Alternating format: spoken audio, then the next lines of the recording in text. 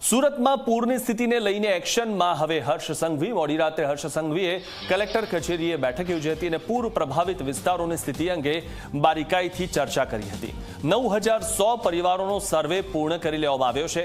800થી વધુ પરિવારોને 6800 લેખે સહાય ચૂકવી દેવાઈ છે. સર્વેમાં અત્યાર સુધી 58 કોમર્શિયલ પરિવારને આવરી લેવાયા છે. 2000થી વધુ સ્વચ્છતા દૂતો કામ કરી રહ્યા છે.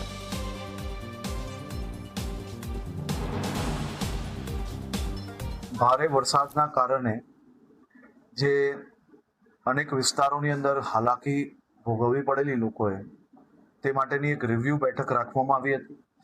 આદરણીય કેન્દ્રીય મંત્રી શ્રી સી આર પાટીલ સાહેબ બી સાથે જોડાયા હતા અને મિટિંગમાં નક્કી થયા પ્રમાણે આજે મોડી રાત સુધી આખા શહેરની અંદર એક જે સોસાયટીઓમાં જ્યાં પાણી ભરાયા હતા અને જે પરિવારજનોમાં ખાસ કરીને નુકસાની ભોગવવી પડી હતી એમનું સર્વેની કામગીરી જે કરવાની હતી તેમાં કુલ મળીને 9100 પરિવારની હાલ સુધી ડોર ટુ ડોર સર્વે થઈ ચૂક્યો છે, જેમાંથી 800થી વધારે પરિવારોને 6800 રૂપિયા પ્રમાણે ઘરવખરી અને કેશડોલ્સ આપી લેવામાં આવ્યું છે.